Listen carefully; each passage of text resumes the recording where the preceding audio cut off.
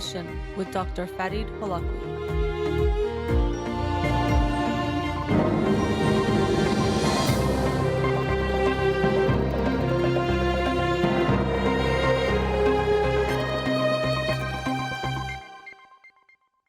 Good afternoon. Welcome to In Session. I'm your host, Dr. Farid Holakouee, and I'll be with you for the next 2 hours here on Radio Hamra. Studio number to call in, 310-441-0555.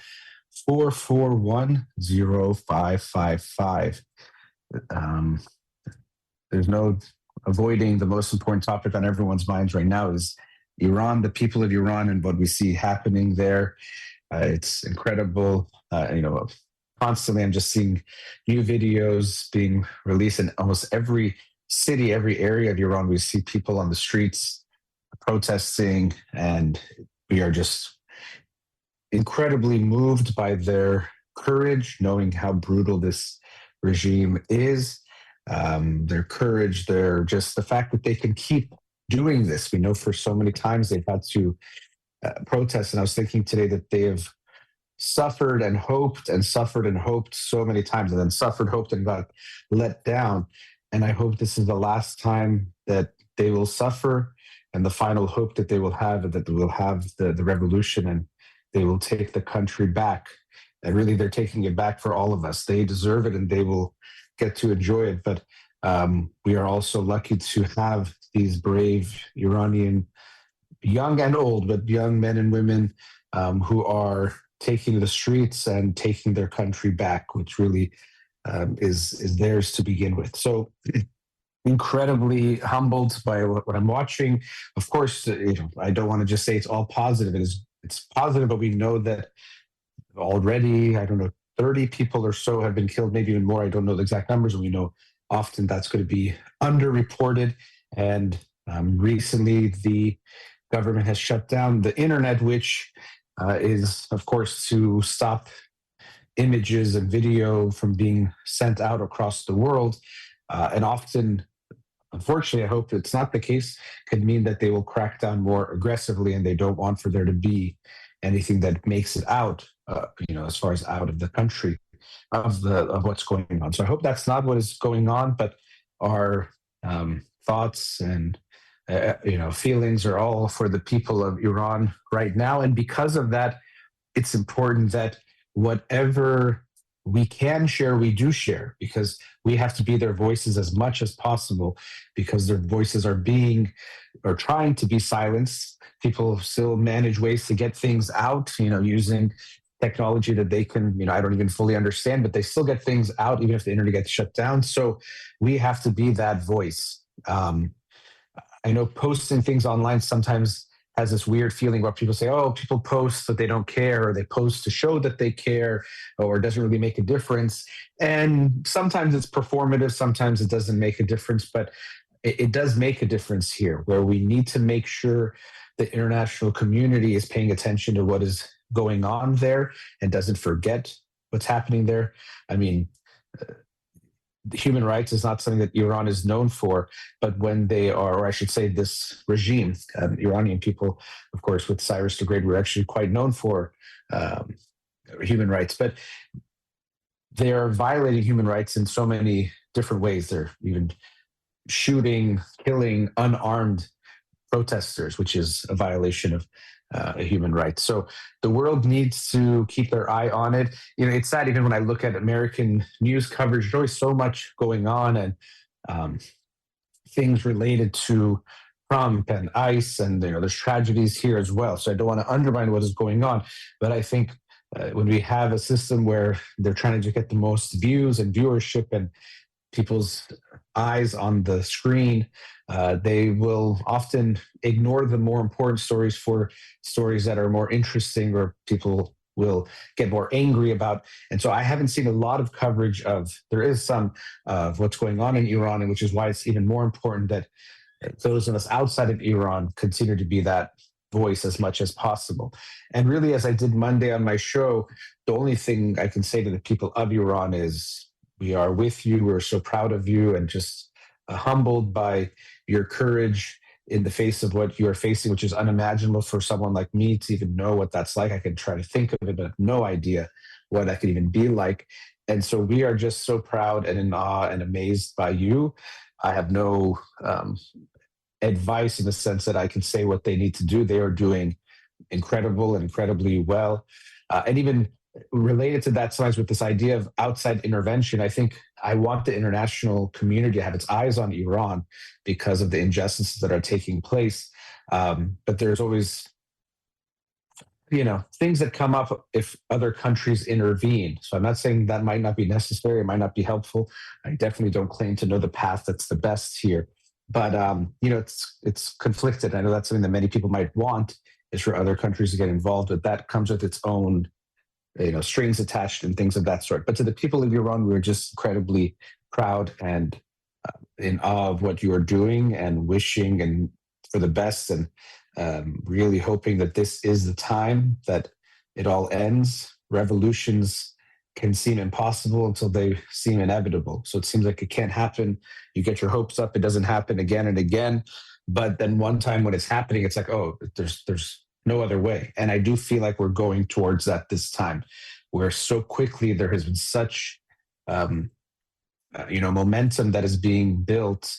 And I think this is not just obviously in isolation. It's been 47 years of people being angry, and just 2+ years ago, or almost, 3 years ago, with the Mahsa Amini murder, and then what happened after that. I think some of that momentum is still there. The Zan Zendegi Azadi movement is still part of this. And it's just so many movements coming together. And the biggest movement is getting rid of this horrible regime that is oppressing its people for close to 5 decades now. And so, again, to the Iranian people in Iran, we are so proud. And I can't tell you what to do. I can just tell you we're watching you and very proud of you. So, everyone else, it's not that I can tell you what to do, but I can share my thoughts because there we have some sense of, okay, what can we do, which is limited in some ways. We can't do what the people in Iran are doing, but let's make sure we're doing everything that we can do to help out. One thing also, going to protests here, think about what the people there are facing to go to their protests in the streets where they don't even know if they will come back alive. And I was seeing videos of people preparing to go out and what they do to try to protect themselves as best as they can as they go protest in the streets of Iran. Here, it's just maybe finding parking or trying to just get there. So I hope you will find the protests that are nearest to you. There's so many of them around the country and the world. Here in LA, I saw that at the federal building this Sunday from 2 to 4 p.m., there will be a protest there. So I hope if you're anywhere near the LA area, you make it out there. We have to be their voice. And sometimes I think of these things where, if you go or don't go one person, it doesn't make a difference, but it's all of us collectively. And so all of us have to do our responsibility to make that impact. And, when I look at a protest and you see 500 people there, 1,000 people there, you think, wow, it's 1,000 people. Each of them had to decide to be there. And it's a beautiful thing, but that's how change happens. It's many, many people taking small positive actions adds up to create huge results and impact. So let's be the voice of the people of Iran to make sure that the world doesn't take its eyes off of what's going on there. It's so easy in today's world with so much news and footage and things coming out about everything, where very, very important stories related to human rights and things that really matter can get completely ignored and become virtually invisible. We have to make sure that doesn't happen, especially with the internet crackdown that is happening in Iran. I think something that I'm feeling this time as well is a more unified, at least this is from the outside of Iran. I think inside, I can't speak on that. But what I'm seeing from people outside of Iran is more unified than I think what we saw in the Mahsa Amini movement, where people were very, of course, angry and upset and sad and wanted change. But I think we were too fractured and not united enough.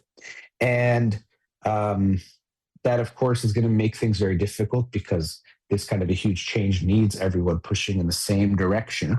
And it leads me to think about one of the greatest strengths of Iran and Iranian people, Iranian culture and heritage, and Persian culture and heritage, is actually our diversity. When you look at Iranian people, we have virtually every kind of, from how people look, from skin color to eye color to hair color, to almost every religion. We have people, that are in Iran that have different religions, to different languages. Of course, we talk about Persian or Farsi language, but there's so many languages or dialects in Iran. And when we look at what makes a nation strong, this is also something that the United States has shown as well. The diversity adds strength when it's united diversity. So if everyone has, different strengths, but they don't use them together, or they're fighting against each other, well, then no, diversity won't lead to more strength. But when you have, unity in spirit, even if you have diversity of perspectives and skills and all sorts of different factors, then you can create something incredibly strong. And so here, with what's going on, people might have some different ideas or different plans or different ways of that they think things should go, for example, or what's going to happen after the revolution. But we have to make sure we don't let that diversity lead to us falling apart or going against each other or tearing each other apart. Because when we do that, then we just let the Islamic Republic win. We all lose and we fight and we think, okay, I knew what was best, so I made sure everyone listened to me and I told other people to shut up. But what happens is they're loving it because they know that if we're divided, then nothing will happen. Just like if the people of Iran are not united together in their protests and the movement and everything they're doing, it won't get anywhere. They're so hoping that there's some level of fracturing and splintering that will cause things to lose momentum. And they even, of course, try to make that happen in so many different ways, both in the country and outside of the country. And so I hope we will use our diversity as a strength rather than a weakness, and realize that, and also something that's so important for me is having the intellectual humility to recognize that although you might have a strong feeling, belief, opinion, whatever it is about what's supposed to happen, to have that humility that you can't know for sure you are right, that you know exactly what's supposed to happen and what's supposed to happen next. And because of that, you are open to being part of something that might not be exactly what you think it should be. If you got to draw it all up and make all the plans, it won't be that. It almost never will be that. And that's not what it's supposed to be. But accept that maybe it'll be better than what you think. We have that humility that I think this is the best course of action, but you know what? There could be many ideas better than mine. And what's so important is that we all work together towards one plan. We're trying to build a house. You have to agree on the plan and then build a house. You can't have 50 different plans and, everyone trying to build it at the same time. So you have to agree, okay, this is the way we're going forward. Let's go forward. Because one thing we know is that this government has to come to an end. This system of government, the people in power who are just thinking of themselves, and people, close to them, cronies, or people that are in their very, very small circle, are just caring about themselves. And the people who are the millions and millions of citizens of Iran, they are the ones that pay the price and suffer and have to live with that. And I think the movement I see right now with Reza Pahlavi having so much attention and people seeing him as more of a figure of the transition. And he's, even from what I've seen, made that clear that he is in no way wanting to become the king of Iran and to rule as a king. He doesn't seem to have that. Even I would say, when I look at his character and the way he presents himself and what he talks about, he is wanted, to serve his country his whole life, and hasn't been able to, or has in his different ways, but not in the ways he would have wanted for it to happen. And we're getting to that place. And that's another way that I feel like we are more united this time, is in the way that people are approaching this, that they know we might need a kind of direction to go into, or something to unite behind, or a person sometimes. The person is usually a figure more than it's actually about them. To me, he is representative of so much. Of course, representative of what was going on before this revolution and before this, horrible system of government has come into place. So there's a sense of making things right, going back to how it was before, Was Iran perfect before the revolution? Of course not. People were legitimately unhappy about things. Did it get much worse? Yes, unfortunately. So it doesn't mean it was perfect before. So I know some people say, "Oh, well, this was happening, or his father did this, or whatever was going on."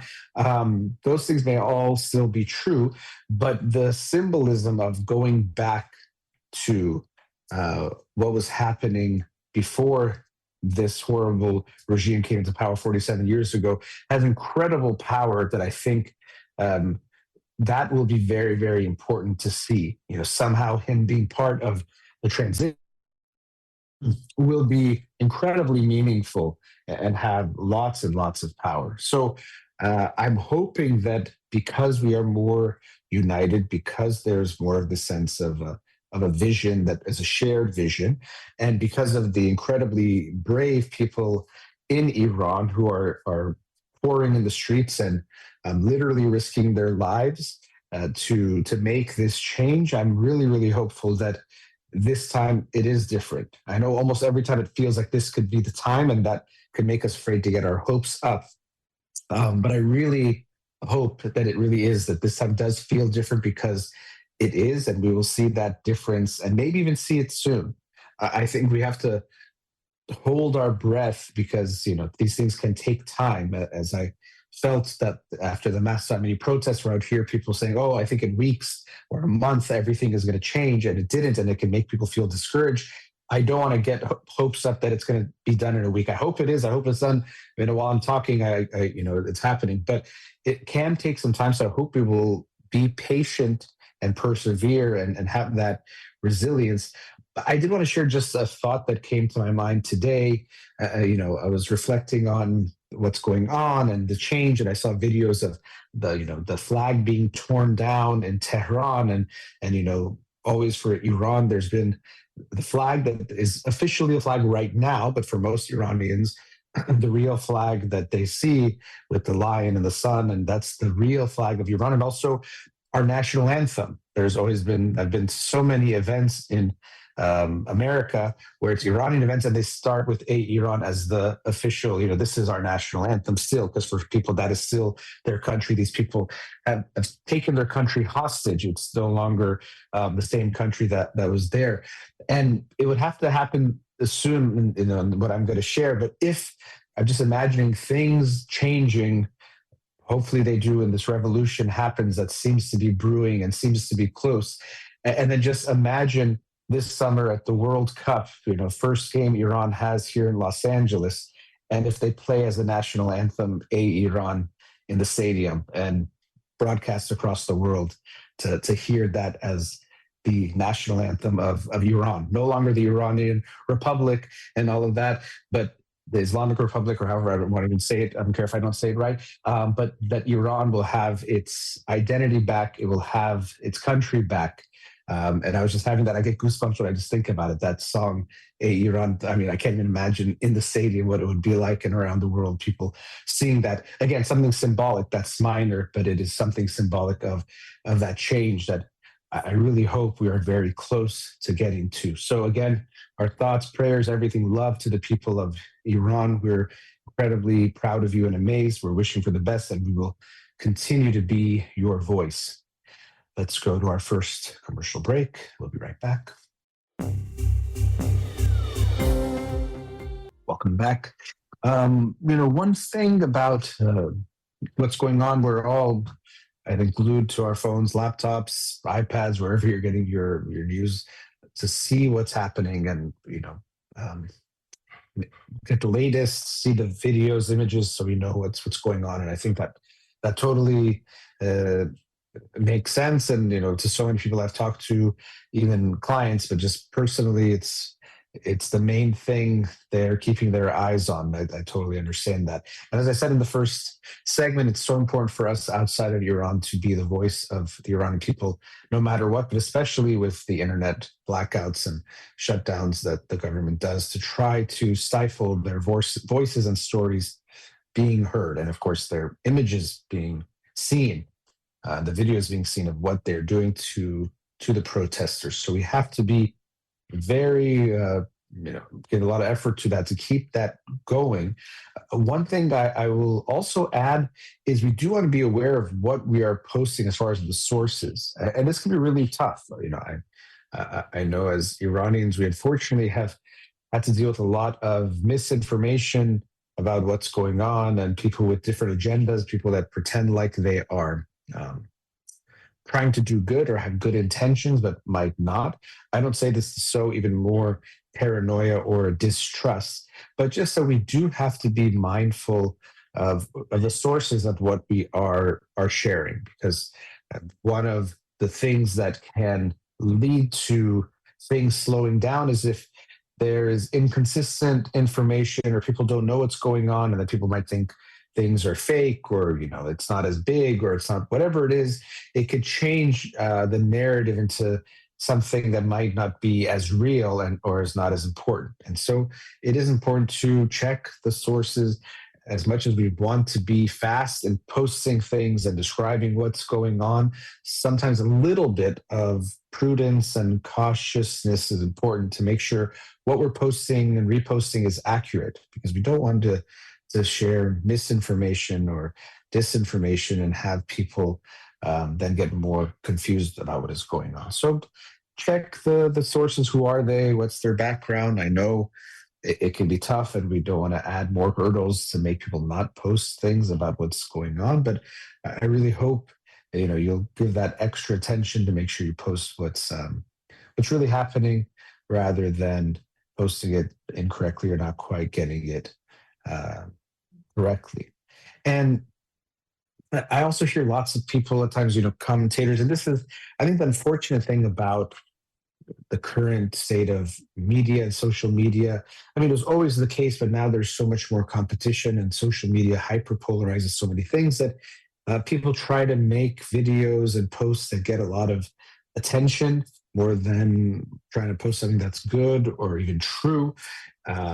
Or one of the things I'm seeing a lot is people giving advice that, the Shah, Reza Shah, should do this, or Crown Prince should do this, or the people should do this, and giving, advice to the people in Iran, or to, people that might have some influence on what's going on. And I really think that's unfortunate, because, it gets a lot of attention, good and bad, and people don't mind even bad attention at times, because it means there's just more people looking at your posts, sharing your posts, and that's kind of the bottom line of what people are looking for.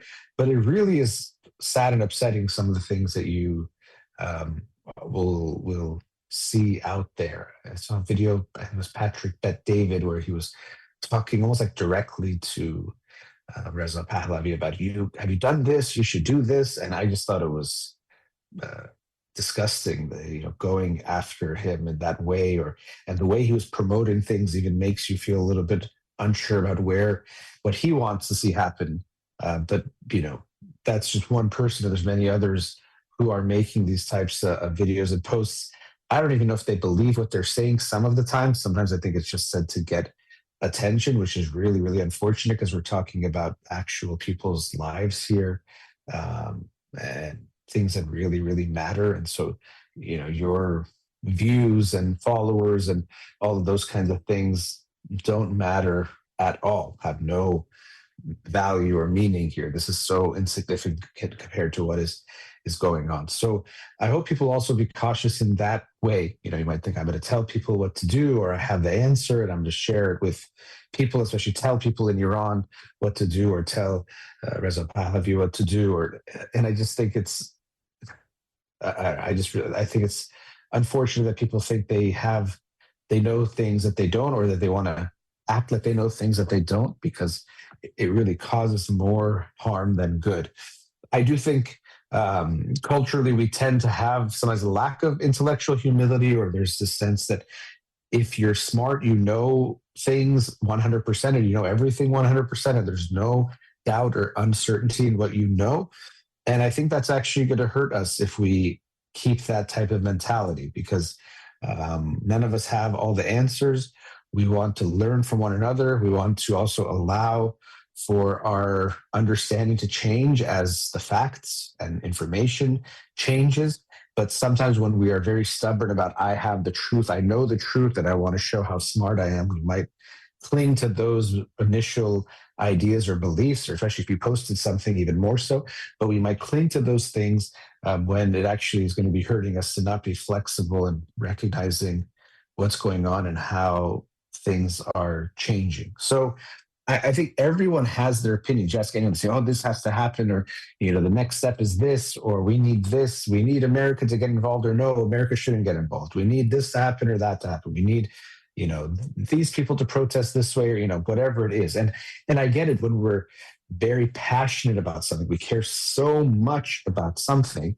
Um, we will have very strong feelings, and then because of that strong opinions and beliefs about what is best to happen next. So I can get that. I don't think people are, in general, there are some people, especially online, that might have bad intentions, whether it's to muddy the waters, whether it's just to promote themselves and get attention in some way. So there are some people with bad intentions out there for sure, but I think a lot of people don't have bad intentions. They think, oh, I have the answer, so I have to make sure I say it loudly and confidently and with certainty so that people follow what I know to be true. But I think um, something I'm becoming more and more aware of is how much people think they should be certain about things that you can't be certain about. And also, people watching or listening think that way too. They might think, "Oh, okay, well, if this person is so certain about whatever it is that we're talking about, they must really know what they're talking about."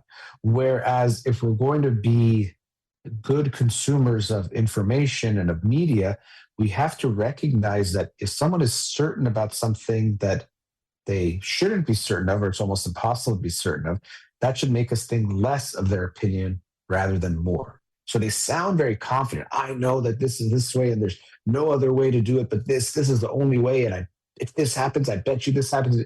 And they say they know exactly how everything is going to go. They kind of can sound very smart when you're just like hearing it and if you don't pay a lot of attention. But when you recognize that you can't know the things the way they're saying they know things, then you realize either they don't understand the situation enough or they're just trying to come off as smart, which, tends to unfortunately do people a lot of good. People make predictions all the time. They make a hot take or they make a hot prediction about this is what's going to happen. It gets a lot of attention, but what you see is that if they're right or wrong, it usually doesn't matter that much because they already get the attention. So a lot of financial experts, you look at some of these shows that talk about stocks and those kinds of things. They make lots of predictions about this stock is going to go up, this stock is going to go down, buy this, sell this. And often their reliability or their accuracy is not that important. It's more about how certain and confident and how entertaining they are that gets them attention. Or in sports, maybe less high stakes, but people will predict what's going to happen in the games, but it doesn't matter. They're already signed on their contract and they're going to be there the next week, whether all their predictions were wrong or right. And if they're online, they make bold picks and things. And if it's right, they sound really smart. And if it's wrong, people forget about it. So it's a really easy thing to do is just to go on and say, you know what, I bet you that really bad team is going to beat this really good team. If you're wrong, you can delete the tweet or people forget about it. And if you're right, you can show the date and say, see, I predicted this thing to happen. So unfortunately, in so many aspects of life, the things that sell, the things that kind of even win in a way, as far as in the capitalistic kind of sense, are not the best things. The truth doesn't always win, actually usually loses to things that are more interesting or entertaining, even if they're false. And things with substance don't necessarily make it. They usually are less popular than things that are really fun and exciting and provocative, even if they're not true, even if they're not deep or meaningful. So with people contributing, if you are someone who makes content, someone who shares your opinion about things, I get it that you're making your opinion interesting and entertaining and possibly making it very certain or very confident can get you more clicks and views and shares and all of those things. But I hope you'll consider with all things, I think in general, it's always a bad thing to do. But when it comes to the situation in Iran, to recognize that your views and clicks and things is insignificant. What matters is the people of Iran and doing what's best for them. And so make that the intention. But also recognize that you don't know what's necessarily best. And so have that intellectual humility there and general humility. If you share something, yes, you can have passion, you can care a lot, but I hope people won't think that they know all the answers, because it also relates to what I mentioned in the first segment, that if you think you for sure know what's right and everyone else is wrong or any other path is wrong, we will become more disunified and we'll lose that shared unity, shared focus, and shared effort and energy in the same direction if we think that we have the only right answer and anything else is wrong. You don't know really, and I'm sure there are people way more informed than me that'll have better opinions than me for sure. But I don't think when it comes to things like this that are so complex, so complicated, someone can claim to have every answer about it perfectly or know exactly what is supposed to happen and to know, everything that's not right, to happen. So definitely post, share, and create content, because of course the videos that have to be shared, people have to create. More importantly, share videos of what's happening in Iran more than anything, I would say, rather than just like opinions of people just saying what they think and hot takes and all of that. Those can be fine, but less important than let's show the actual people of Iran who are the ones sacrificing, risking their lives, doing incredible things in these protests. Let's share that more than anything. And please be mindful of what you post, both in checking accuracy and those things. But also, if you're making things, please be aware that your intention should be just helping your own views or your own status or stature should be definitely taking a back seat. All right, let's go to another commercial break. We'll be right back. Welcome back. With everything happening in Iran, I will be still talking about it, but I might talk about some related topics. And actually, I'll say one note here. Sometimes on my show, this happened during after the Mahsa Amini murder and protests and movement that was happening. I cover or I bring up things related to Iran, and sometimes I don't, or I might not only cover that.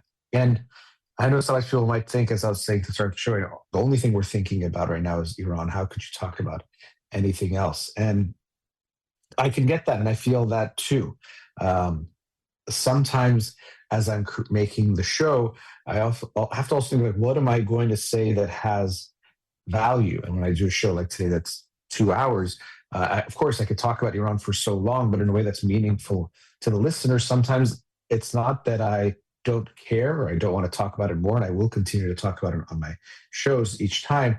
But sometimes it's that I might not be sure I have something that's meaningful to contribute at this time, more than what I've already shared in a given show or at that time. So it's not a sense of indifference or that I don't care. It's that this sense of I might not have something that I can contribute or more to contribute at this time. So just wanted to mention that. And this can relate to other, maybe what people experience, because I remember this after what was happening in Iran after 2022, after the killing of Mahsa Amini, that there's so many videos, protests, things that were being shown, and also videos of security forces and things, hurting people and beating people or taking people, kidnapping people or taking them.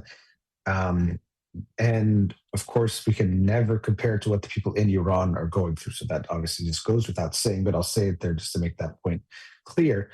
But I know that it also took an emotional toll on people to see those videos. First of all, just to see them and see what's happening to the beautiful, wonderful people of Iran.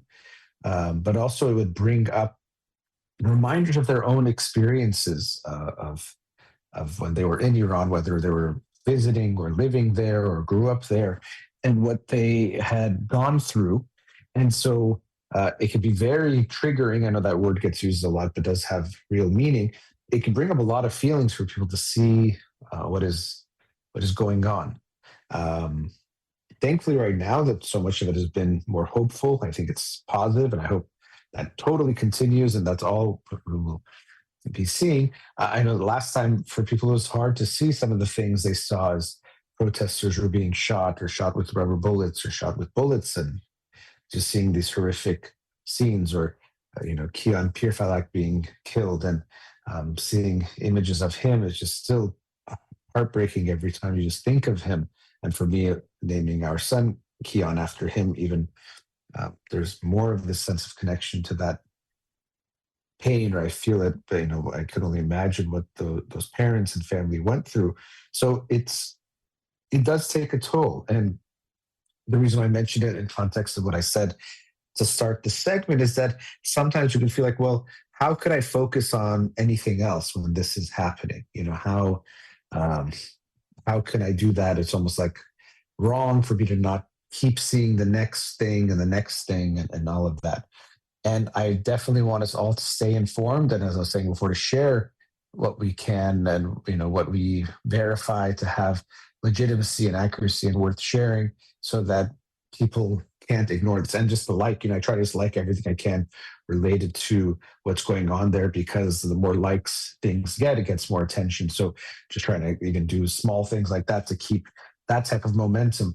But we have to also function and live our lives as well, especially when you have responsibilities, work, family. If you're a parent, for example, I might have even felt that with Keon, that I have to be aware. I don't want to be on my phone when I'm with him, or playing with him, or spending time with him. So as much as I want to see what is going on, I try to be aware of that I do have a responsibility to him, that involves being present and not being, in my phone and not paying attention to him. So it can be tough to figure out how to do that. And to me, almost everything in life comes down to balance. It's not about, so like black and white is a lot easier. People prefer black and white with everything, from how we see people, how we think about things, and also taking advice.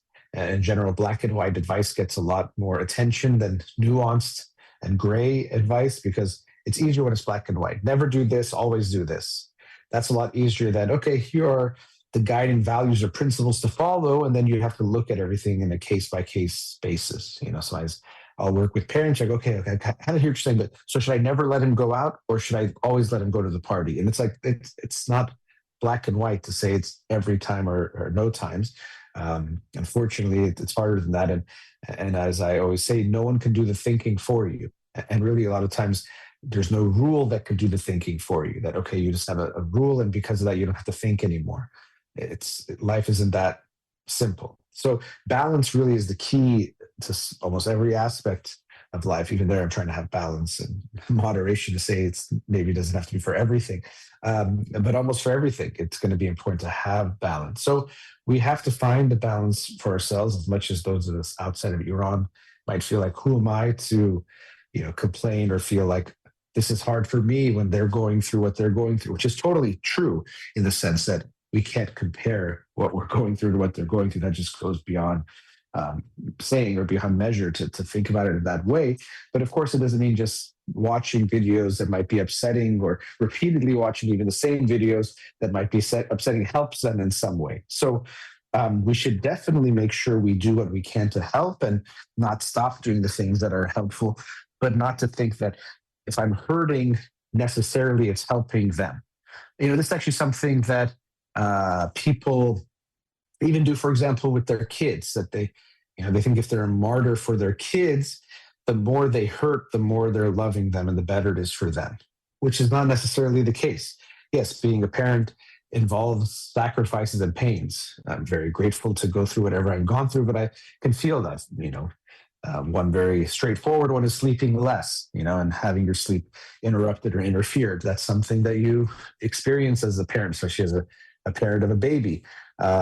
So that's very real, but now it doesn't mean you should try to exaggerate that, or if you can do something that remedies that, you shouldn't do it because hurting is good. So I think we sometimes get these things, it gets a little bit confusing, because it's like, okay, well, it hurts, there's sacrifices to be a parent, so it can almost mean that the pain equals love, or the pain equals good parenting. But that's not the case. Yes, good parenting will involve some pain and some hurting and some sacrifice, but it doesn't mean that the more you hurt, the more you're doing, or the better you're doing. It kind of reminds me of, even this is part of our culture too, that sometimes when someone dies, we think that if we, show even more of a reaction, that shows that we cared more for that person or we loved them more. So, hitting yourself and screaming and yelling and doing all sorts of things. And again, people feel strong grief. So I'm not saying that's always fake or performative. Absolutely not. But I do think you can see this cultural norm that there's this sense that it can feel almost like the more you do that, the more you love them. And so if you're, hitting your head really hard and someone else isn't, the appearance might be that you cared about that person more or you're feeling that loss more than they are, when it's not necessarily the case. And similarly, just because you're hurting more doesn't mean you're helping more. And so parents do this for their living, kids too, where they think, oh, you don't know how much I suffered trying to take care of these kids. You hear that a lot. And as I said, parenting does involve sacrifice and challenges and all of that for sure. But we shouldn't assume that hurting more means that we're doing more or loving them more. And especially, unfortunately, what can happen is because of that, we might even think that if my kids see the pain, they'll know I love them more, or they'll think I love them more, or they'll feel that love because I see, oh my God, look at, I've worked with so many people, and especially moms, because I think there's that pressure, on moms to be the caretaker and caregiver, to sacrifice everything for them, for their kids. Or even, I've worked with parents. I'm like, okay, well, if your child doesn't want to go to therapy, maybe it's good for you to go to therapy. Like, oh, no, I could never do it for myself. I'll do it for my kid, but I won't do it for me, or I don't need that, or I don't want that. Or even doing other things, taking care of themselves in different ways. They might feel guilty to take care of themselves because they feel like they should only take care of their kids. And even this pain is like a badge of honor or something good. But we have to recognize that, this is especially the context of parenting, that when your kids see you suffering, that hurts them. They don't feel good. They're not like, oh, good, my mom's eyes look really, really tired. Like I feel loved. They don't feel that way. Or, my dad is so stressed out about finances or about work or about taking care of me or about driving me somewhere or whatever he's doing, that makes me feel good that he seems so stressed out, or mom seems so stressed out. So even though there is hardship and sacrifice in taking and raising a kid, although it's, I think, a beautiful one, and I don't want to make it sound like hardship in this bad way, but there's challenges that are real. The more pain doesn't mean more love, or that you're loving better or doing better. And quite the contrary, your kids shouldn't feel like loving them hurts, or it's like hard for you or making life hard. A lot of times parents don't realize the guilt they might be giving their kids by emphasizing how much they hurt and stress and worry and have sacrificed for their kids. That's a burden that you're giving them. It's not love. It actually is a burden for them to carry. And so this is different because the people of Iran are not going to know what you're feeling, or if you hurt more, hurt less. They won't know unless you post about it, which I think is definitely the wrong way to approach it, because it can make it seem like you're making it about yourself when they're the ones going through it. But we can have a similar feeling that, well, if I love them and I care about them, how can I ever look away or, not pay attention to them? And we should not look away completely. But as I was saying, it's not going to be black or white. We still have to make sure we are functioning, you're doing okay, taking care of yourself as much as you can, even though I know often the focus is so much there, you might feel distressed. I'm not saying you should feel nothing about it. It makes sense. And I think everyone is feeling something, but not to equate watching even the same video over and over again with somehow caring more than if you looked away or watched another video or took your mind off of it, or, distracted yourself for a little bit. That's not lack of love. That's just being a human being who needs to function and needs to make sure they're okay. And importantly, as I was saying, if you have roles and responsibilities, you can't ignore those or neglect those. As I said, if I'm with Keon, I don't want to be watching the videos, and even I have to be aware of how I get impacted by things, and I'm going to be with him, that I'm not, being with him with a really down attitude or stressed attitude or all those things, because even at his almost tomorrow, he'll be 8 months old, a baby will even feel that too. And he doesn't deserve that. He deserves me to be there for him as 100% as is possible. So we have to find that balance. And one, sometimes watching on repeat is not going to help, as I was saying. But also, if we want to help for the long run, we have to make sure we're okay. And I felt this last time with the Massa Amini protests and movement that happened, that people were burning out. I kind of thought it could happen. Likely, it just makes sense that it's going to happen, and I think it definitely did. That like, okay, well, I keep posting or I keep watching, but nothing has happened yet, so maybe there's no point. So then we stop, which is exactly what the government would want for us to do, is to stop and to give up. And so we have to also take care of ourselves so we can help for the long haul. You want to help your friend and you go, I'm going to stay up all night and help them and not even sleep. Well, that's great, but then probably the next day you're just going to pass out and not be of any help, and maybe you need people to take care of you. So if we want to be of service and if we want to help in whatever way we can, we have to make sure we, as a vessel, as a person of acting in service, is okay and stays strong and healthy enough to be there. So this doesn't mean I have a prescription of how many minutes or hours a day you should watch the news and watch videos and things. No, you all have to find our own, balance of what is right. But to realize that sometimes these feelings of if how could I look away, or how dare I look away, or I shouldn't even, care or complain about how it might feel to see these things. I don't think that's necessary or helpful. Yes, we want to keep pushing and persevering. So I'm not saying don't keep trying or it's always going to be pleasant. It should feel unpleasant, but not to think that if we're hurting more, somehow we're helping more, because that wouldn't be the case. One, it won't make a difference. And two, it might make it more likely that we stop helping sooner or won't help in all the ways that we could. So just some thoughts on that. Let's go to another commercial break. We'll be right back.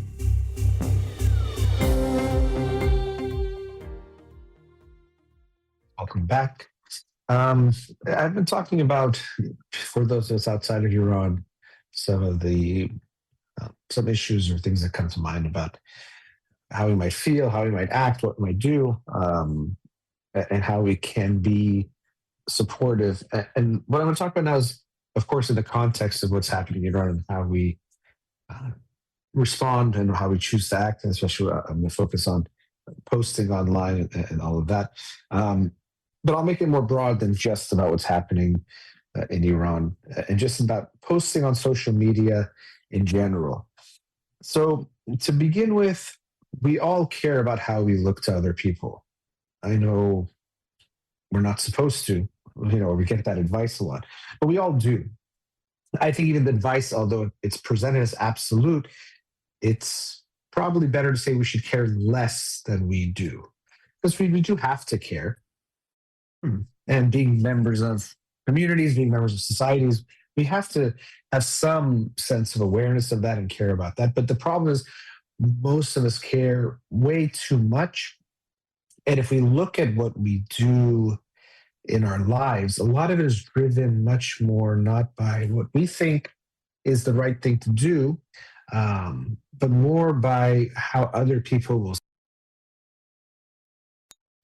And so, what I'm trying to bring forward is this idea that, yes, we're going to be aware of how people see what we do. We likely will care what people think about, what we do, or the actions we take and how it looks. But we want to try to focus on our bigger intention, being more focused on us and what we think is the right thing to do, rather than doing it because other people will like what we do. So let's say, for example, you're picking your career. You know that there are certain careers that have better status, seen as a better thing to do, better reputation. You're going to be aware of those things. So let's say the Persian community, if you're a doctor, maybe that's the highest of status as far as just careers go. We always say got a doctor, lawyer, dentist, those things. You have an awareness of how people will see that. You'll know that if you go to a mehmuni, you go somewhere and you say you're a doctor, people will have a certain reaction to that. And that's there. That is a reality. And you would be lying to yourself if you said it doesn't feel good to get that reaction or to be treated with respect because of that. That's going to be there. So it's not to say you have to pretend like you don't care. But I think what's so important is to recognize, okay, how much of me choosing this career and whatever that is, I was focusing there on doctor, is because of or motivated by those external things like what people will think of me, how they'll talk about me, how I'll get treated, and how much of it is because it's what I want to do or I think it's the right career choice for me. And as I said, people might try to pretend like they don't care, just like, oh, I don't care about the money because we think we shouldn't, but you do. It's understandable you're going to care about even with career how much money you make in that career. It's understandable. It's there. I would just not want it to be the biggest driver or the intention. Another example I like related to this is you want to become a singer. And everyone will like for their songs to be popular and for people to like them and to get a lot of attention and make a lot of money doing it. That's going to feel good, but I think it's so important to consider how much am I choosing to be a singer because I want the attention and the fame and all of that, or how much is it that I actually feel like I have a gift and I enjoy this art and I want to share that art and with other people and to be in this creative process. So I think it's impossible to just turn those things off, the external, and so much of it gets internalized that it's even hard sometimes to recognize exactly how much of it is completely external versus internal. But we can have an awareness of why we do what we do. Even if you look at Persian culture, unfortunately, I think Tarof and some of the things that are part of our culture make us way less genuine that we can and probably would benefit from being because we don't know if someone is saying something because they want to look good or if they're offering something because they know they should or it looks good to other people or they genuinely want to make that offer, that help, or whatever it is. So we have to be responsible to ourselves because I can't tell you what's going on inside of you. I can just tell you to try to look inside to see what is there. How much of what you're doing is genuinely coming from you and what you want, and how much of it is coming from the external rewards that you get. And this is why, actually, as parents, we want to be so careful that, of course, you'll praise your kids, you're going to pay attention to what they're doing, try to encourage good things, discourage not so good things, and all of that. That's part of parenting. We can't say we're going to have like be indifferent to everything our children do. But we want to be very careful that we don't overemphasize our kids doing things that make us happy. And so as parents say, oh, that makes me very happy, or that makes mom and me very happy. We think that's a good thing to tell our kids. And yes, sometimes it's good to show them that we like them, approve them, love them, all those things. But in general, we don't want to make our kids feel like they should do things that make us happy, that should be the motivator. So that when they're thinking about what to do, they should think, okay, what would make mom and dad happy? Let me do that. Now, initially, we might be saying that because we think we have to teach them, let's say, morality or doing the right thing. And if they're so little, let's say a very, very young child, they don't know better. So we have to give them that guidance. And there's some truth to that, but even still, I don't think presenting it as it makes mom and dad happy is the right way to do it. You can still say, oh, I think that's good, or what do you think, or kind of explore it with them. But we don't want to make their sense of self, their sense of right and wrong, be based on what someone else thinks, even if that someone else is their parents, who we might think is close to them. What we want is for them to internalize their sense of right and wrong, not let me see if mom and dad like it, let me see if other people like it. Let me see if I like it, if I think it's right, if I think it's wrong, or what my preference is. Because what happens is when they have to then make their future decisions, or they have to keep making decisions throughout their life, they won't learn to trust the voice inside of them. They actually won't even have an easy time of hearing that voice because they first will hear the voice of judgment, that external judgment of what will other people think and what do I think other people will like for me to do or not to do. So unfortunately, they will lose touch with that voice within themselves that will help guide them to decide what's best for them because only they know what's best for them. You go to a restaurant, I might say, oh, the chicken is really good. And I can tell you that, and it might give you some information, but at the end of the day, you're the one that has to experience it, taste the food and eat the food. You know what tastes good and feels good for you because you're within your own body. And if you're picking a career, you know what it's like for you to do something and not do something, what your interests are, passions are, strengths are. No one else can make that decision for you. But we can teach our kids that no, we know better than you, or we know better for you, and we're going to tell you what to do. Or make sure you make a decision that you know we will like and feel good about, rather than making the decision that feels most right for you, which is what we really want to internalize for them. So I say all of that to say, that's kind of like a parenting caveat, um, because many of us have internalized this from our parents that, you should do things that they like and then also what other people like. And I do think in our Persian culture, we have it in all cultures, that, things are very performative. Um, there's almost a sense that it's better to look kind than to actually be kind. It's better to look humble than to actually be humble. And because of that, so much of what people do, it's like caricatures of the emotions. Like, for example, I said humble. So people think humility means that if someone says you're good, you say, no, no, no, I'm so bad. I'm not good at all. I don't know anything. I don't do anything good. And because I'm so humble, you might even, you might not say it, but you're wanting for people to see you as humble. But we know that that's usually a performance. It's like to come off humble, but really they think they are good, or they might in other ways show off, or boast, or try to encourage people to praise them. So it's not a real humility, but we just think you're supposed to look humble, which means to say I'm bad, I'm not good, I don't think I'm good. I really liked the definition of humility I read in a book on humility by a psychologist who was studying the emotion and the topic. And that definition was that humility isn't seeing yourself as really, really good and amazing, but it also isn't seeing yourself as less than you are and small. It's about seeing yourself as the right size, meaning who you are. So if you are good at something, you can see that you're good at it, and you won't be afraid to say you're good at it. If you're not so good at something, you can see that too. So genuine humility is seeing yourself as the right size. So you might say, someone says, oh, you did really good. Like, yeah, I really liked what I did there. That was good. And you won't feel like you have to say, oh, no, no, it was so bad. I did nothing. You can genuinely say that. Or if you disagree, you can say, like, oh, I thought I messed up here or whatever, but not just saying you did bad because that's the good thing, or, makes you feel like a good person. So what we see even online, of course, is people are doing a lot of performance. It's social media. It's what people are seeing about you, and people can care a lot about the image they have online, even sometimes care more about that than the image of the people closest to them, because there might be thousands or hundreds of thousands or millions of people online that can give you distant validation, even if they're not in your actual life, but through social media. And that might feel like it's worth a lot, or we might feel like it's easier to get them to see us as good if we aren't sure that we are good.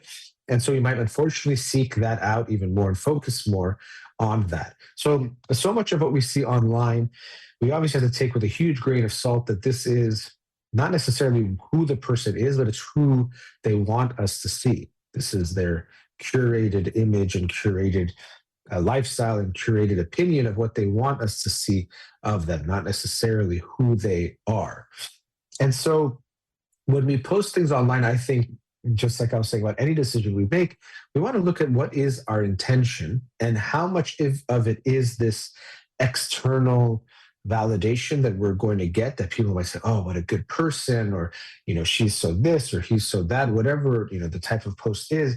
Or, I even think of this when people post, flowers their boyfriend, husband, wife, whoever got them, and say, oh, look at these flowers. And it doesn't mean it's always wrong, but I wonder, what is the intention there? Is it just genuinely, I'm so happy I got these and I want that people that are close to me to see this? Or is there this, okay, I want to make our relationship look good, look like I'm getting treated well, maybe even make some people envious of me, which sometimes people are, that could be the motivation. That's a very different thing. So when we post stuff, I hope we will always think about our own intentions, try to be real with ourselves. Again, you might think, oh, I don't care what people think at all. It's because I think it's right, or it's the good thing to do, or I just want to share this, or whatever it is. I think we have to be realistic with ourselves and say, okay, yeah, I mean, I want that to be the case, but how much of this is actually because I think it's going to make me look good, or the appearances, or it's performative, and I want people to see me in a certain way. And probably some of it will always be there in the sense that it'll feel good if you know that most people will like this, or a lot of people might like it. You don't have to lie to yourself, but you can try to get a sense of what is my intention here? What's driving me to post this? So with what's happening in Iran, as I've said already several times, I hope people will continue to post and won't stop posting because in general, it's important, but especially with internet shutdowns, it's even more important that we continue to be the voice of the people inside of Iran. And so I get it that could be your driving force. And I'm sure it still will feel good if people seem to appreciate you doing that or praise you for doing that or think of you in a certain way. You don't have to pretend like that's not true. You don't have to lie to yourself. You just want to make sure that your motivation stays within the realm of at least primarily being about doing it because it's the right thing to do, doing it because it might be helpful. Even knowing that some people won't like it, some people might not think it's good. Some people might give you, some negative feedback about it for whatever reason. And that hopefully won't discourage you if you think it's genuinely the right thing to do. But if we're doing it for people's attention, then we might actually stop ourselves like, oh, well, what's the point? If people don't like it, I don't want to do it. So I hope that we'll listen to that voice inside of us with all the things that we do as much as possible, recognizing that we all care about how people see us, how people view us. We can over time turn that volume down and recognize that that's not the way we want to live life, that it's automatically by default what comes to our mind, but it doesn't have to matter, at least not as much as it tends to for most of us. I think that's a very important goal to have overall. And just to keep that in mind in whatever actions we do take, that just try to do it for intrinsic reasons that are from yourself and not for the external rewards or reasons that you might get some kind of praise or attention for it. And which is why, going back to the parenting piece, we want to be so careful that we don't teach our kids that good things are things that we like, or good things are things that we approve of or gets our approval, or that other people will like, or opposite, don't do that because people will judge you. That's something that a lot of parents use, definitely a lot of Persian parents use to try to, they think, oh, I'm going to teach my kid not to do those bad things. So I'm going to tell them people are going to judge you, people are going to make fun of you or look down on you, not realizing that more important than whatever it is you're talking about in that moment, whatever behavior or thing that it is, the more important lesson is you're unfortunately teaching them that the opinions of other people matter a lot. It should almost be the only thing you care about when you're doing something. That's really, really bad. So now listen to that voice that is inside of you more than the voices that are on the outside, because that's the one that matters most. And that's the one that will drive you in the right direction in the sense that it's what you want to do and it's for you. Let's go to another commercial break. We'll be right back.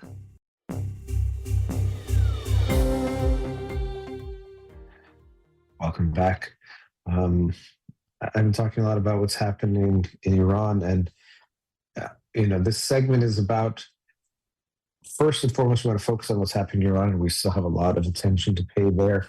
One thing I wanted to share is an empathy or realization, I'm having, seeing some of the media coverage of what's happening in Iran, and a realization that we a lot of times might think we know what's happening in the situation or we know what's going on, but we don't. And often we don't realize all of the pain and suffering that we are likely ignoring happening around the world. So, of course, our focus still should be on the people of Iran. And it's not to say right now we should be focusing on other people, other things, other groups. There's a lot of momentum there, and we want to keep that going. At the same time, as I was reading initial reports about what was happening in Iran, I think many of us were so upset that American and Western news outlets were presenting it as just related to economic issues, or that it was solely an economic protest because it started in the bazaars and and all that. And I was really upset, and I saw so many of these. And because you see it in so many articles, if you are not Iranian and if you're not as well informed as people who are Iranian were about how this was much more than that, you would assume, well, that's the full picture. That's the whole thing. It's, I guess, an economic protest. People are upset of the devaluation of the currency and price of living and all those kinds of things. And that's it. They still want their government. They just want the economics to be better and to feel more secure in that way.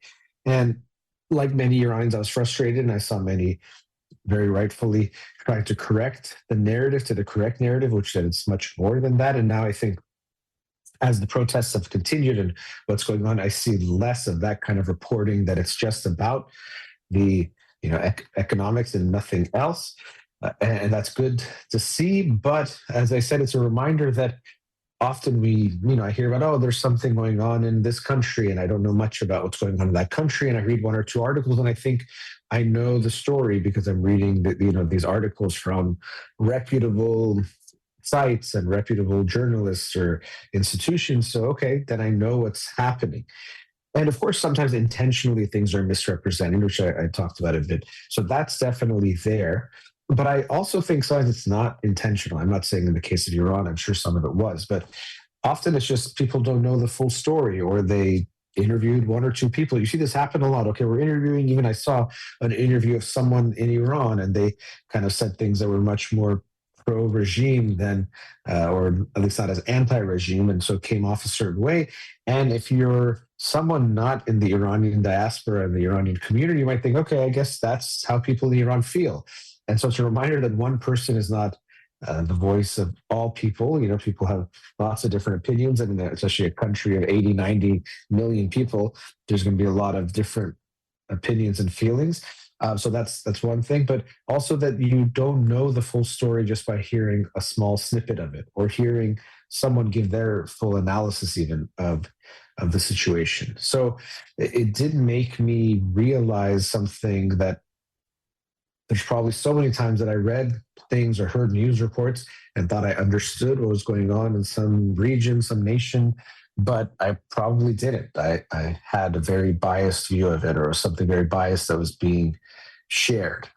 And then the other thing of, many of us are still getting disheartened, where there's more attention on Iran around the world, but still not as much as we would like, and we think that it deserves. Of course, when it's happening something to us, it always feels bigger, but we do have here a country of close to, I think, 90 million people, and the people are protesting, and peaceful protesters are being killed and hurt, and there's these crackdowns happening, and the internet is being shut down, and there's these things where basic human rights are being taken away from the citizens of a country by its own government, which is just crazy. I mean, the government is supposed to serve the people, but clearly we can see that's not the case here, just based on actions alone. So we can see that no matter what they might say, or they're never going to say that, but it's pretty clear. But nonetheless, what we're seeing is that people might not know that full picture, know that full story because of what they hear. But even more than that, they might not even know about what is going on. And sadly, there's no shortage of injustices around the world. And so there's no way for us to know about all of them, or know about every single one. So we have to keep that in mind. We do, I think, have a responsibility to try to stay informed and know what's going on and see what's going on. We don't want to use this as a badge of honor. I think, there's sometimes this another aspect of the performative part of all of these things, where people will say, oh, do you know about what's going on in blah, blah, blah in this area? And really what they're trying to say is like, I'm such a good person that I know about this suffering in this place that maybe you don't know about, or many people don't know about. And very clearly, they're going back to what I was talking about in the last segment about intentions. If that's what you're saying, then you're not actually trying to help the people there, or care about them very much. It's much more about you looking, whether it's woke or like an ally, or like by the way, I don't think woke should be a bad word, but in this sense that you're trying to show how informed you are and aware you are, and how much of a caring person you are, that you know about, this thing that others might not know about. So we definitely don't want to do that. That's not a good thing to use that. And it clearly shows that you're using, this more of this, you want to be an ally because of how it looks to other people rather than actually helping, like you're like going to your friend's house to help move, and you have the right clothes and all those things, but you just walk around outside of the house. You're actually not going in and helping to move anything, but you want to look like such a helper, that you're so, the most prepared and the most caring to help. But we do want to put our efforts to try to stay informed, because there are injustices that happen all over the world, unfortunately. And as I said, there's no shortage of them. Going back to what I said a few segments ago, yeah, there's a degree of balance that we can't just focus on these things 24 hours a day, or else we'll kind of go crazy and not live our full lives. But we do, I think, have a responsibility as just world citizens to stay informed about what's going on around the world. And not just, oh, to stay informed so you know, definitely not to stay informed so you can tell people you're informed and show off about that, but because you can possibly do something about it. Often sharing that with other people, making sure that if it's more unnoticed, it becomes more seen, and to make sure you are doing your part in that. Because what is often happening is that people who have power are oppressing the powerless or taking their power away from them. And because of them, they often can become more voiceless. Even what we're seeing in Iran is they're trying to take away their voice by taking away their internet and their ability to spread what is happening, spread their messaging, and to organize amongst themselves as ably as they could. So there are lots of people with power oppressing the people without power or taking away their power. And they need others to help to make sure that they are heard or they are seen, or that that suffering doesn't go unnoticed. And as I was saying, I used the word empathy earlier in this segment. A reminder that could be, imagine if someone's like, oh, I don't know what's happening in Iran, or oh, really? Okay.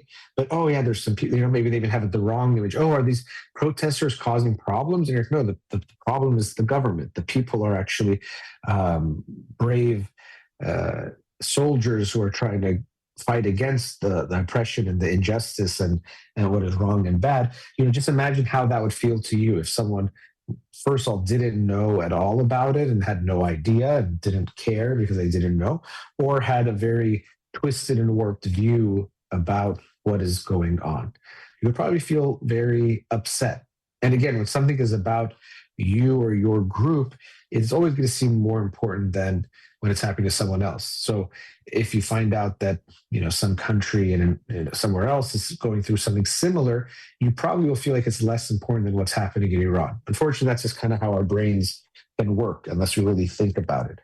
But what I'm hoping is that we will remind ourselves that that is kind of the default position, but it doesn't have to be the end point. It doesn't have to be that we stay at factory settings. We can think about these things and come to a different conclusion. I'm actually reminded of how I know for Iranians, anytime someone says, oh, you guys are Arabs, people get really, really mad. And I understand that there's a long history and animosity between the Persians and Arabs and things. And so there's things that people get so upset about. Like, how ignorant can someone be that they think, Iranians are Arabs and we're so not, and, they get very, very mad. And I can get some of it, but I also think sometimes if we are having some level of understanding, we can recognize, okay, people in all of the countries in Asia or in Latin America or somewhere else, do you really know all the distinctions and separations of who's different or ethnically different or what's considered one group or another?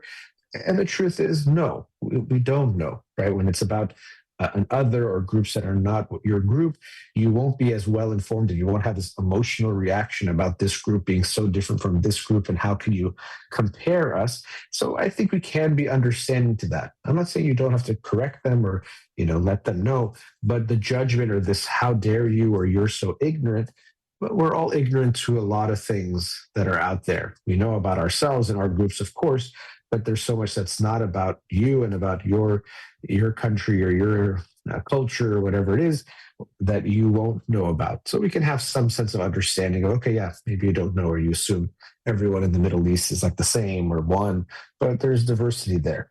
And keep that in mind. And so it reminds us to try to stay informed and try to stay aware, because yes, what's happening to us always will feel more important. You're going to see more of it. I'm sure for many Iranians, like for me, when I go on Instagram now, it's almost all videos coming out of Iran. And so it can make us think, well, that's what everyone is seeing. But we know that social media is so curated to each of us that if it sees you're showing interest in something, it keeps showing you those things. But There's other people that haven't seen a single video of what's happening in Iran, many people who haven't seen a single video of what is happening in Iran. And so we have to remember that our reality and our social media reality and what we see is very different from theirs, and what they're seeing is very different from that. So again, this sense of understanding can come from that not everyone is going to know, not everyone is going to be informed. It doesn't make them bad people. It just makes them people. And most people don't know about most of what's going on in the world. And each and every one of us don't know about a lot of what's happening in the world as far as humanitarian crises and injustices, oppression, dictators who are abusing their people. Sadly, there's no shortage of that. And all of us are going to be not completely informed about everything that is going on. So if someone doesn't know about what's happening in Iran, I can understand maybe it can feel shocking to someone who's only seeing that news and feels like it's everywhere, but for them it's not. And I hope we can approach that without judging, with a sense of respect and care, and inform them. If we get mad at them for not knowing, how could you not know, or what's wrong with you, or you're ignorant, we're actually going to do a worse job of serving the people of Iran, because they won't be as receptive to hearing what we have to say, or hearing the message, or getting informed about what's going on. So if you meet someone, whether it's online or in person, and you want to share with them what's happening in Iran, and you find out they don't know, don't be so shocked, because again, these things don't get covered even in the national, international news the way that you might expect, and probably it deserves. But also on social media, they're probably seeing something very different from you. So with love and compassion, share with them what is going on, so they can become an ally and help, and possibly even do their own job of posting and spreading that information to their network of people that they know. And also recognizing that you could easily and are that person too, who there's someone who their group, their country, their nation is suffering, and you don't know about it, because that's just how it is. And so to not be that person as often as we can, we got to try to stay informed, learn about things, become aware of things, because I hate that there's so much suffering in the world, but there really is. And so if we want to be informed citizens, it takes time and effort. We have to keep looking, because the stories change, new things happen, new tragedies occur, sadly. And so we have to try to keep ourselves updated and informed as much as possible to what is happening there. So I know for a lot of people, there could be this shock that more people don't know about what's happening in Iran. I think some of that is justifiable. It should be more, as far as it should have gotten more national and international coverage. But again, this is where we all step in, and we make sure that we make our voices heard, shared with other people, even get creative in what you do to share the message, whether it's through the arts or, if you keep posting to your own followers, keep doing that for sure. But obviously, for many of us, if it's like your own friends who are already informed, it might not get to any more, eyeballs or ears that haven't seen it. So you want to see if there's other ways to share it with people, or new groups that might not know about it, and with compassion try to educate them or inform them of what's going on, not with judgment that how could you not know. And that can have an even better and bigger impact to make sure that the voices of the people of Iran and the stories of the people of Iran continue to be heard and seen around the world. Okay, let's go to our last commercial break. We'll be right back.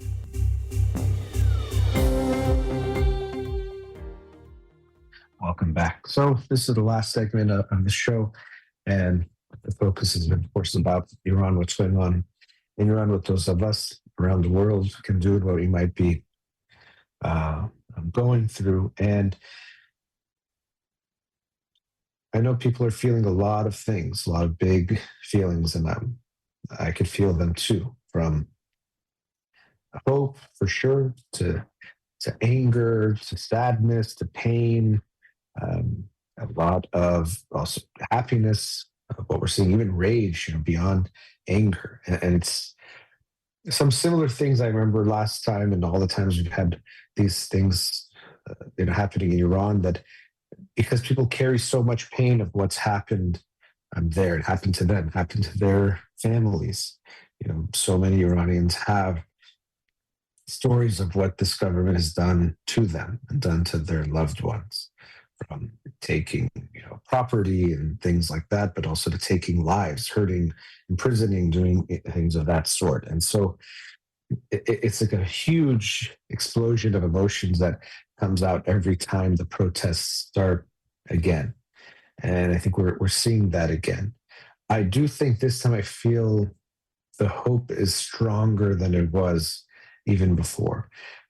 I know many times just in my own life, adult life, even in recent years, I've heard, oh, this year it's going to happen or this time it's happening. And I think when people say that, they, of course, we sometimes have rose colored glasses or we sometimes think or hope that our hope will come true. So we'll say it that it's going to come true. I really think people mean that when they say it, though. They don't mean it in some bad or manipulative way, but they really feel that way and see it that way. So I know we've been here before, the sense that this time is different and this time things are actually going to happen. They're going to change.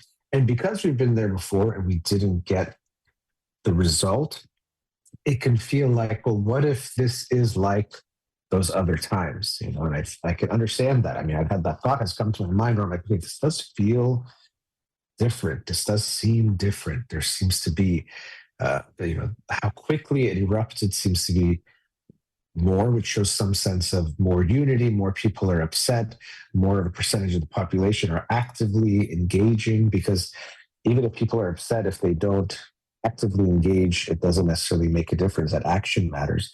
I also think there is a difference between this sense that Reza Pahlavi is this figure of the transition, and so it gives people more of a sense of unity and direction. I could understand based on what happened the last time there was a revolution in Iran. People went from a government that maybe some people didn't like or had their issues with, but to something much worse. And so that is a realistic thing to consider, that, okay, we're getting rid of something bad, but we have to make sure what replaces it isn't worse. I think with this government, worse is hard to even imagine or to think of. So thankfully, I mean, really unthankfully, but thankfully in the sense of just this very small reason, we don't have to be as scared of that. So, it's better to get rid of this and let it be replaced by something. But I think last time, because and when I say last time, these things don't necessarily have like one moment and they end. But with what happened after the Mahsa Amini killing in the fall of 2022, I think people were much more splintered of what's supposed to happen next. And because of that, unfortunately, that was one reason. There's so many factors involved. But one of the reasons that maybe things didn't happen or didn't go the way we had hoped. Also, where the regime is and how much power they have. And there's so many other factors at play, global things, national, international factors at play. But this time I do feel like there's some sense of unity that I didn't feel before. Even last time when people would bring up Reza Pahlavi was a very divisive thing, even at protests, some people would have signs and then some people would be very against that, or, there wasn't a sense of unity of what we were all saying. And this time I feel like that's not the case, which is good. And this isn't about him. Even when we say, if people say his name, I feel that when people say his name, it's just this return to the Iran that people knew and loved, and the Iran before the Islamic Republic came into power. So who he is less an issue of what he represents. And I think I get that sense from him. I'm not saying I know him or I can give you some psychological evaluation. It's really just some feelings and opinions that I'm saying. But my sense is there isn't this feeling that he would want the power, or that he's going for that he really has good intentions. I'm sure he has many intentions, but as we all do, as I was talking about in previous segments. But overall, I get that sense, which is good, and I hope people can recognize that, because I'm sure there's still some opposition to him being even the figure, or maybe this fear of this return to monarchy that people might have. And I think he's made it very clear that's not what he wants. He wants it to be a democracy, and he wants it to be secular, which is very important. That the religion is not part of it. We saw what happened these last 47 years. That's not what Iran wants or needs, I think, or any country really needs. And the democracy part is very genuine democracy, of course, elections that really do mean something. We saw that with the Green Movement, I believe it was 2009, where the sense of free and fair elections definitely has not been something that people have faith in Iran because of what they've seen.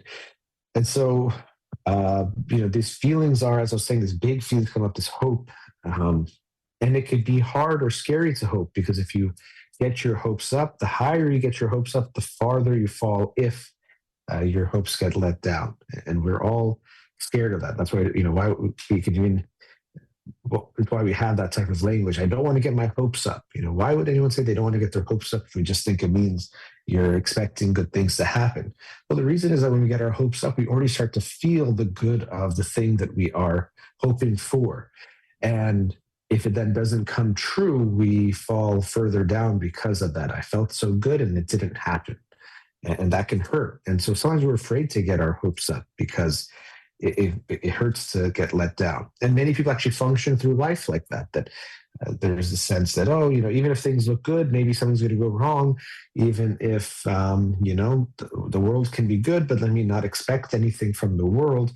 And obviously it's good to be realistic, but sometimes taking even this pessimistic standpoint can feel safer than risking genuinely hoping and believing that good things can happen.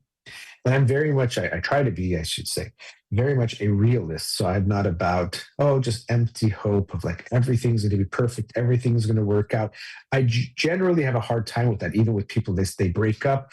And I don't usually say, so like, oh, you're going to for sure find someone better because I don't know. That's why I don't say it. So I don't like to kind of give hope or promise something, especially if it's out of your control, but promise something that I don't know to be true. To me, what's a better thing is if they broke up with you, well, then, that they don't want to be with you. So you should want to be with someone that doesn't want to be with you. Or if you mutually broke up, even though it hurts, it's always good to leave the wrong relationship, even if you don't know what's going to happen after the fact. So you shouldn't stay in a bad relationship no matter what. So I don't usually say something, oh, it's going to all be perfect. You're going to find the love of your life. I just know it. They're just out right around the corner. People give that kind of advice or that kind of support after a breakup. I usually have a hard time with that because it's hard for me, or I try not to sell or give people false hope because I don't think it helps a lot of the time or most of the time. So I understand the fear of hoping it could be there. And I think actually sometimes I can trend that way, that I might be afraid to get my hopes up in certain things or in certain aspects of life. I'd recognize that as something I'm trying to, work on or work with or try to, become even more aware of or understand. But so here, maybe some people we might be afraid to get our hopes up because what if, again, we hope and we think it's so close and then it's taken from us or it doesn't happen, and that would hurt so bad. And it's not that the hoping makes it happen, and I'm not saying this kind of like woo-woo manifestation kind of a way because I don't believe in that in the way that it's usually described. But having hope can be a good motivator or driving force to keep going.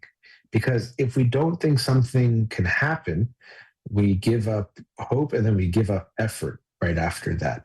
Because if you don't have hope, then why would you do something? If you don't think, I've talked before, I'm moving something heavy. If you try to move it and you think this is physically impossible to move, you lose hope. And then because you don't think it's possible for it to move, and then you stop your effort. You don't keep pushing if you think there's no chance for something to happen. So kind of hope and belief go hand in hand there. You have to believe that the change is possible. Not again because that makes it happen in some kind of the secret way or manifestation kind of a way, but that if you don't believe, you won't try, and then it can't happen. So you have to have belief first. That's not the end. It doesn't make the change, but it's necessary for the change to happen.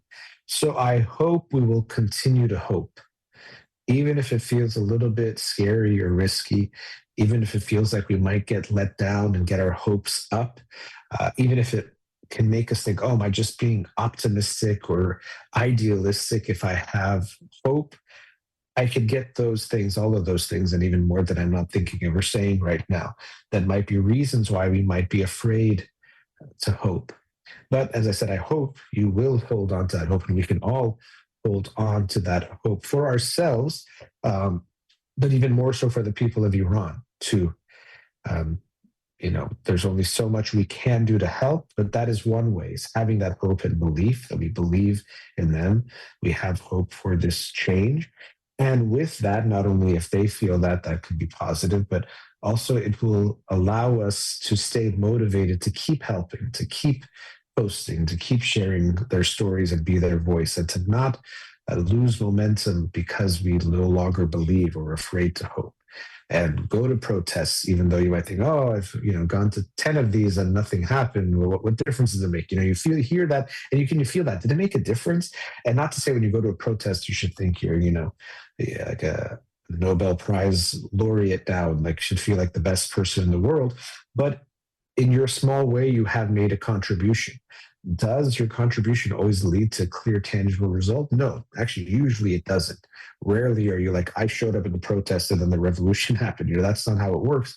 But we all make our own contributions in whatever way we can. All of them cumulatively can lead to big things. So we just have to do that part. But you have to have hope. You have to have hope that, okay, I'm going to go to the protest, and that makes a difference. The more of us show up, that makes a difference, and we can get there. It's going to happen. It's possible. I can see it happening. And to keep that belief. And related to that sense of, does my contribution make a difference? I talked about this on Monday's show too. And for me, it's a big concept related to this, which is that we need to focus more on our responsibility than on results, and especially in the short term. So I was talking about hope, so that is part of the results. But I mean, if you look at, okay, I'm going to post something, but is it going to make a difference? Is something going to change? You're not going to see anything change from you making a post. You're not going to see something change from you showing up to one protest. But cumulatively, all of your actions and all of the actions of millions of other people can make a huge impact. So rather than focusing on the results, that what I do should make a very clear, tangible result, focus on your responsibility, each of us. What am I responsible for? What can I do with me as a person, my powers, my capabilities, my whatever influence, my whatever it is that we can do? What is my responsibility here? And make sure we meet that to the fullest degree that we can. That when this revolution happens, you won't regret that you could have done more, or you could have helped maybe make it happen even faster in your own small way. So focus on your responsibility. We all have our responsibilities to the people of Iran, to the future generations, to give them a free Iran. And yes, we might feel like what we can do it's definitely not as big as what they could do inside of Iran, but don't focus on what you can't do, just focus on what you can do and keep doing that. And don't give up, and don't be afraid to hope and have belief that this can be the time. Yes, there's been many times we thought it was going to end. I think, especially for Iranians who were in Iran before the revolution, I know for so many of them, the thought was, oh, this is going to be a year or two or so quick, and we're going to be back in Iran. Even there's this, the analogy, or sometimes literal, but sometimes metaphorical, of still having the bags packed. I'm not even going to unpack my bags because I'm ready to go back to Iran. Everything is going to go back to normal, go back to what it was before. So I know you've gotten your hopes up so many times, and sometimes you can feel like maybe this is just never going to change. But change does happen and always happens, and it will happen again. So I hope we can all hold on to that hope, hold on to that belief, so that it keeps us motivated and inspired to keep acting in the best ways that we can, and doing whatever we can to help the people of Iran. I'm hopeful that soon we'll be having different conversations, because the change will have already happened. And I can't wait for that day, and can't wait for the day to get to finally visit Iran. I've never been to Iran my whole life. It was something that I never even really considered, because I had been told and it was understood that it was not safe to go. So I didn't really even consider it as a possibility. I can't wait for that day to be able to walk the streets of Iran with peace and comfort, and also great joy and pride to be there. And so I hope we'll hold on to that hope, and I hope for the best for the people of Iran, and that change is near. All right, that brings us to the end of today's show. A big thank you to Farid in the studio. You've been listening to In Session with Dr. Farid Holakouee. Zan Zendegi Azadi.